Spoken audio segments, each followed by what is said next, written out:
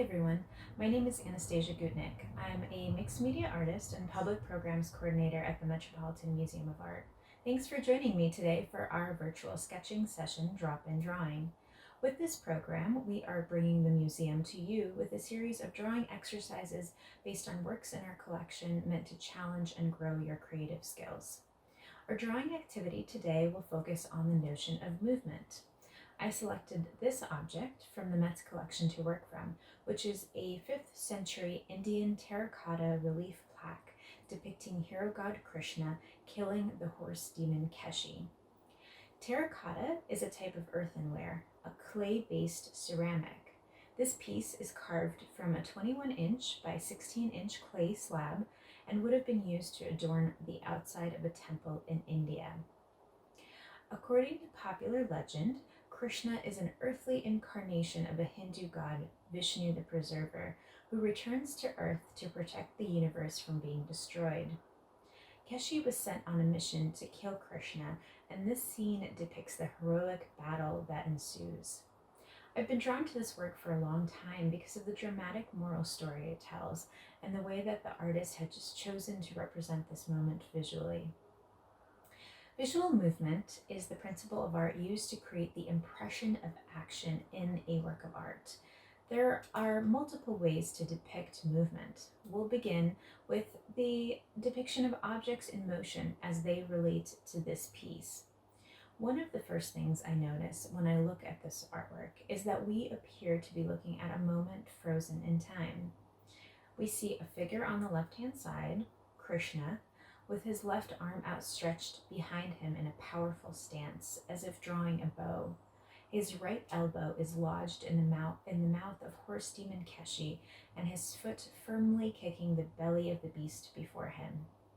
The first clue we see that this figure is in motion is that his body is twisted at the waist, a position that would not be natural for a body to stand in, implying that he's in this uncomfortable pose only briefly. Keshi's muzzle is agape. His teeth grip Krishna's elbow. He's on his back hooves, also implying that in this moment he is jumping up to meet Krishna. The two figures are locked in a fierce battle, and we can imagine the struggle that came before this moment and the continuation of the fight after. At the bottom of the plaque, below the prominent figures, we see a smaller animal on its back that appears to be dead or sleeping. With similar hooves to Keshi, it suggests that the figures below are foreshadowing of the scene we are witnessing above. The composition of this piece adds to the feeling of movement as well. The artist positions Krishna's arm and kicking foot diagonally across the plaque, which draws you into this object and moves your eye quickly from figure to figure. Keshi's right hoof is tucked behind Krishna's left kicking leg, which gives us a sense of their closeness to one another in physical space.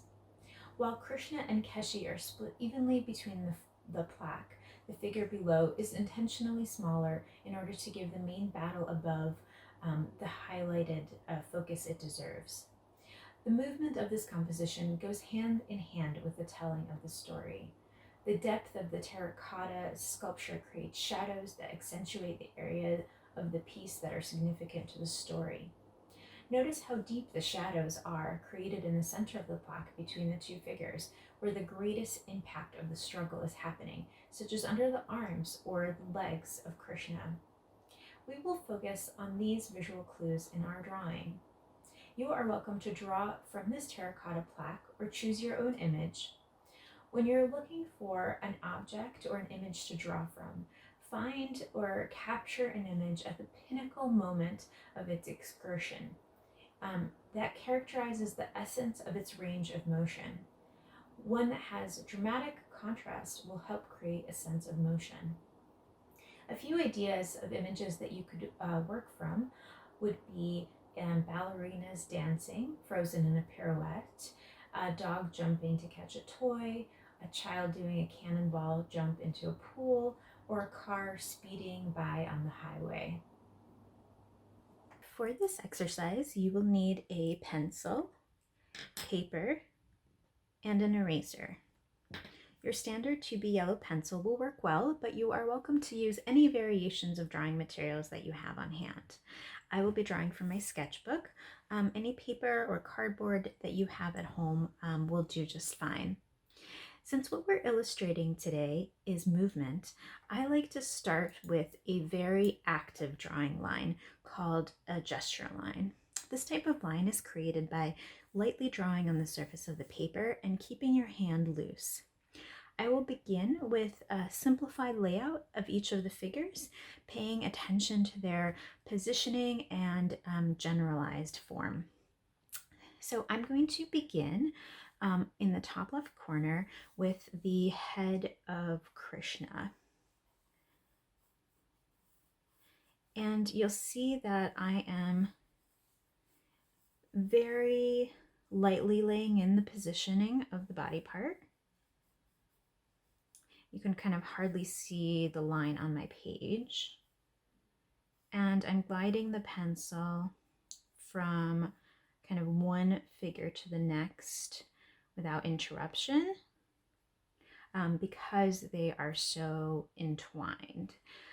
So when I use gesture drawing to capture form of bodies, I often find that first layers are most important.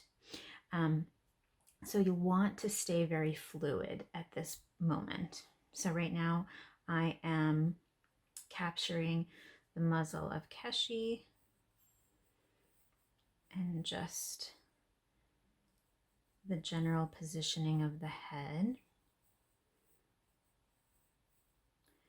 And now I'm just loosely laying in Keshi's head, moving to the mane on the right hand side,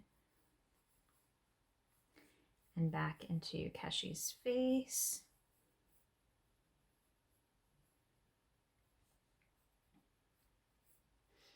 And now approximately laying in where the hoof is, and really paying attention to the direction of the bent limb, especially the limbs that are in action.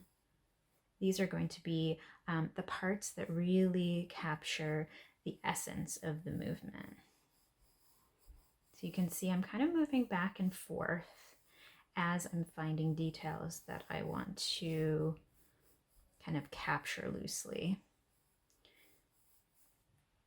All right, so at this point, everything is super sketchy. I do this intentionally so I have the opportunity to lay out the entirety of the forms on the page before I add any kind of detail. This is especially important for a piece like this that has complex interactions between figures. There's no expectation to make it perfect. We're really focused on capturing the essence of the movement rather than each individual detail. So let me continue moving through. So right now I'm working on the kicking leg of Krishna over here, moving into the chest and capturing the arm. Again, just very loosely moving through.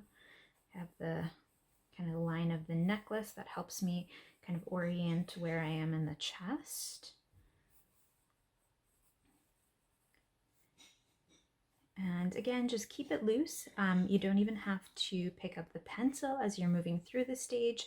Continue gliding from one part of the piece to the other. So right now I'm going to draw in the positioning of this right arm and the right side of the torso and the belly of Krishna and the bottom part of the leg that's kicking. And we see, just again moving through quickly, laying out all of the positioning so that I can see how they relate to one another. Okay, now I am on the left-hand side, and I'm seeing hooves of the animal that are laying below. So I'm going to just loosely lay those in. And I see that they are sort of like this. And at this point, sort of represents where everything is completely fine. And I see that the hoof of the animal that's at the bottom left corner almost is touching the right leg of Krishna. So this is an important moment in this piece.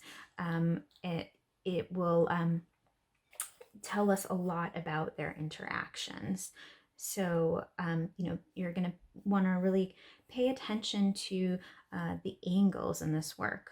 For instance, you can see that this right leg of Krishna juts out diagonally to the left, and you see the right arm juts out behind him. So the way that the bodies are twisting is really very important. And at this stage of the drawing, you want to be making connections between the objects in your drawing. So I'm going to go ahead and lay in the animal at the bottom left corner.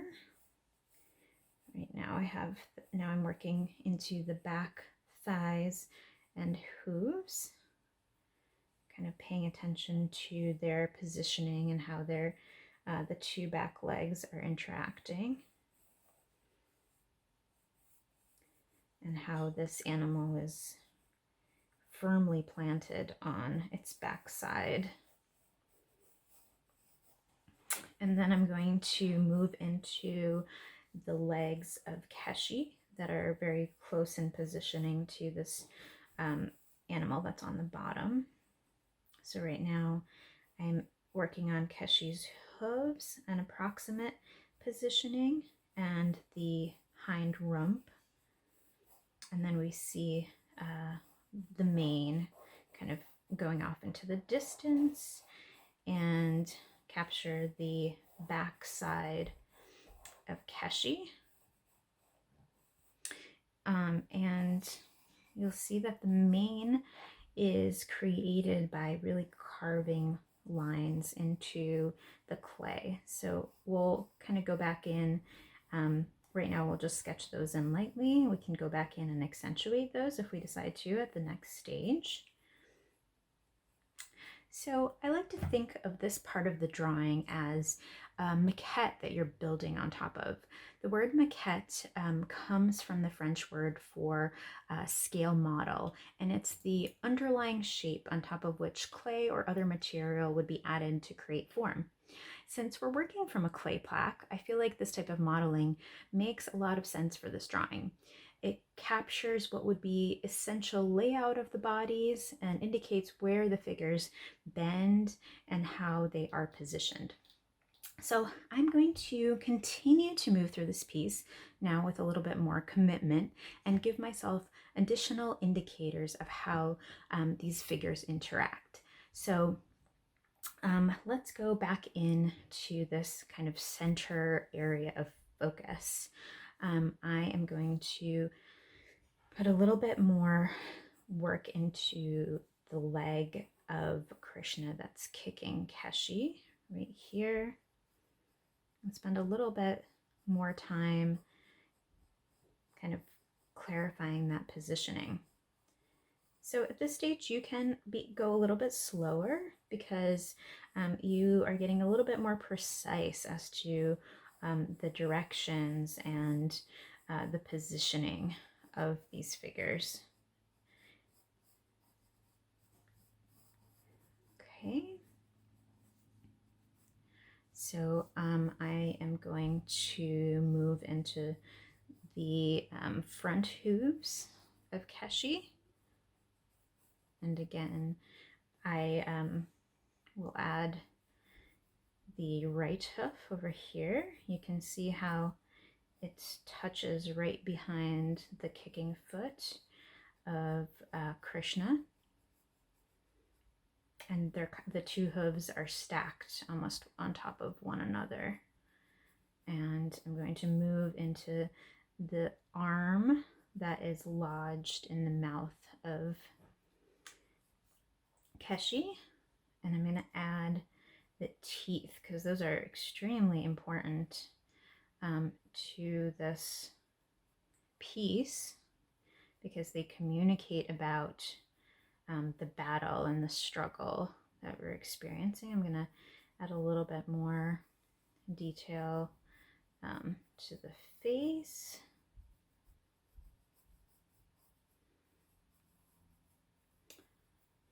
Okay. And I'm going to just lightly lay in the edges of this plaque. We see that it extends a bit above the head of Keshi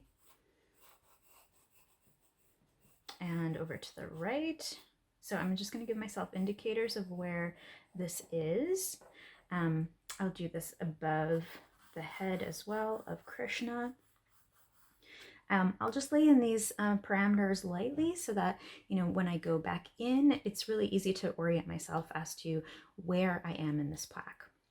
So the importance of capturing a work like this or any piece that's in motion is getting the impression of movement from your drawing. And this is a complex piece, and drawing movement is not an easy task. There's a lot happening in here, so we won't worry about getting all of the details. When you are looking at your reference drawing, notice how the figures are interacting and what are their relationships, what negative shapes are created between their forms. We are really drawn to images with interactions between humans and animals. We start to create stories for ourselves about what's happening with an image. The artist only needs to give a suggestion of movement for the viewer to run with it in their mind. So I'm going to look at some of these really great negative shapes that are being created in between these two figures, and I'm going to kind of accentuate them a little bit. I'm underneath the arm that is in the mouth of Keshi, and I'm going to add a little bit more kind of definition to the arm that's lodged in this mouth. And I will just, I noticed that my line might need to drop a little bit lower. So this is a really great moment in your drawing to make adjustments as you see fit. Our line is still really loose, and it's very easy to make any changes that you notice in the form or in the layout.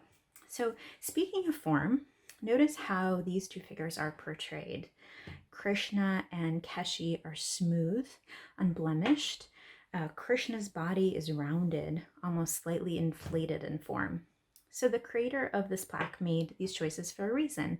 In Gupta period relief like this, it was typically believed that depicted bodies of God incarnates should be filled with prana, which is the breath of life. I find this idea to be inspiring and will replicate this depiction of the figure in this way in my drawing. You can choose to draw the forms you're working from in a way that feels most natural to the piece that you are drawing from. The bodies can be realistic, they can be abstracted, accentuated, or some combination. But remember, the focus of this exercise is to capture the notion of movement. So now that I've laid in kind of the general sketch for this piece, I'm going to take the opportunity to go back through the drawing and refine a little bit more and see where in my drawing I need to adjust any kind of relationships.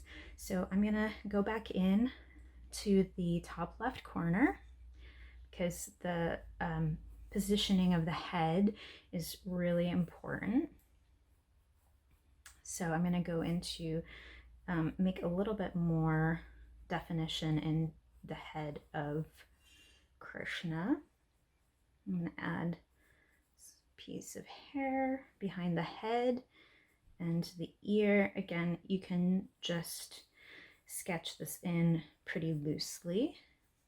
I'm going to accentuate define this arm a little bit more and find those edges and where the chest comes into that body, into the form. But even at times where I'm starting to refine, I'm still moving fairly quickly. And now I'm going to add some of the fabric over here of this wrap that he's wearing. And I notice that the plaque extends a little bit beyond the body on the left-hand side. So I'm going to go ahead and kind of lay that in to this piece as well. And I really want to pay attention to the position that the head is facing, because that's important to the scene. And I'm going to add a little bit more, spend a little more time on the muzzle and add some of the lines that I'm seeing on Keshi.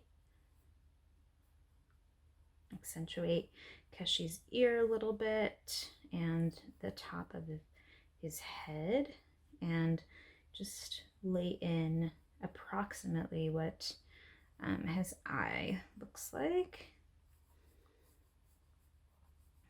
And then also really paying attention to the direction that his muzzle is pointing. And I might add some more of the ridges of the mane. I see that the artist dug in pretty deep in this portion behind kind of the shoulder of Keshi. So I'm going to go ahead and add that a little bit line of definition as well. Okay. So you want to make sure that you capture the important parts of this drawing. The artist communicated which areas were especially important by giving them depth or prominence. When you're focusing on a drawing that has to do with movement, these areas of emphasis are key to making your piece pop. In this instance, the artist has chosen to do that by sculpting deep into the clay in dramatic moments of tension, particularly where Krishna's arm is lodged in the mouth of Keshi, or where this leg of Krishna is kicking Keshi. And so I want to go ahead and accentuate those areas as well in my drawing and really focus on them. So I'm going to start adding shadows to those places. And I'm going to go ahead and start that with the kicking leg of Krishna, so that you really get a sense of the impact that's happening over here. So you'll see that as I lay in some of that shadow, that leg will really start to pop. And you will get a sense that it's protruding into space. And I'm going to do the same thing on the right leg as well. You can see that it's really tense, and it's positioned in order to give the power of this kicking leg, of the left kicking leg. So I really want to accentuate that as well, so that we get a sense of this force. So I'm going to pull out any other areas of accentuation. And, artists will sometimes choose to bring out certain details of movement while subduing other areas to further enhance what's happening. So you can think about, a freeze frame capture when you're taking a photograph. We're used to seeing the blur of a body in motion and recognize it for what it is. The combination of focus and out of focus can be used to communicate to a viewer that the object is in motion. So you'll notice on the left-hand side of this piece, for instance, that Krishna's arm, and the animal on the bottom left is missing parts where the clay broke off. So we can use our imagination to think about what would have been there if this piece was fully intact. In some way, capturing movement in drawing is also an exercise of your imagination. You're inviting your viewer to believe that your drawing is in action. So I'm going to continue to play, really focusing on some of those areas of impact. I'm going to kind of refine, I'm going to add kind of the shadows in the head, underneath the head of Krishna on the left-hand side. You'll notice in this plaque that the eyes of Krishna and Keshi are really emphasized. And I want to pay attention to the gaze that in both instances looks almost bewildered. So I'm going to go ahead and lay that in. You can see that I'm laying in those eyes still pretty loosely, but you're starting to get a sense that this gaze is really laser focused on Keshi. And Krishna's lips are represented in a way where it looks as if the screaming is emerging from his lips. So I want to make sure that I also capture that notion as well.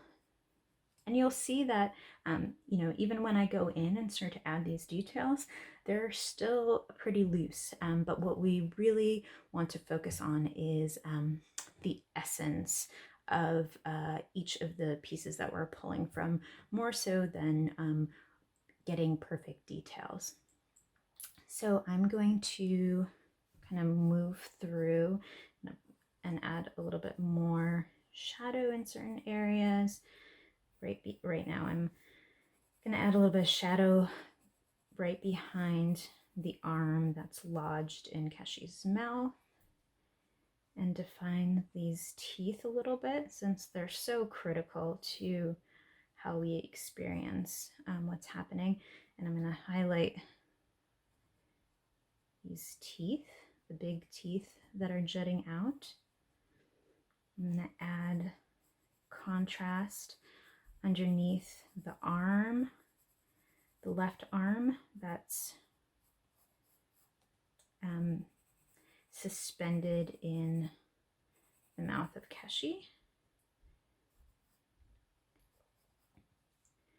And add kind of other moments of shadow where the artist has dug deeper into that clay to make sure that we get lots of contrast.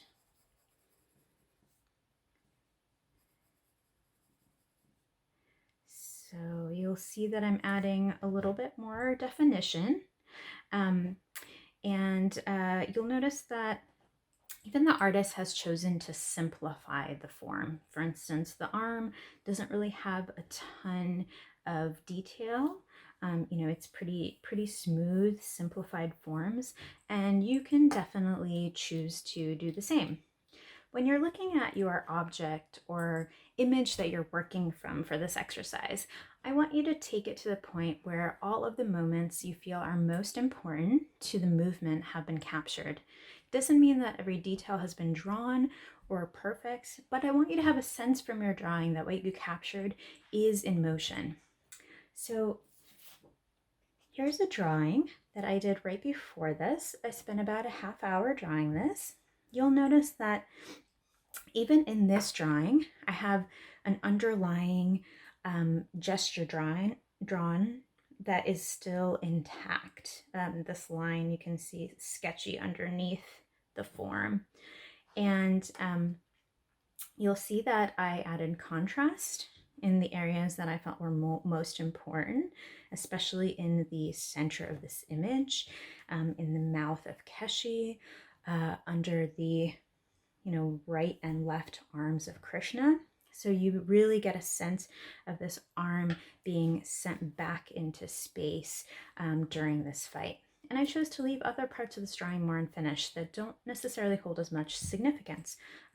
For instance, the back side of Keshi and the tail. And you'll see that in the plaque, the artist decided to do that the artist also simplified those areas as well. So I encourage you to play with how much you put on the page and what you leave to the imagination of the viewer.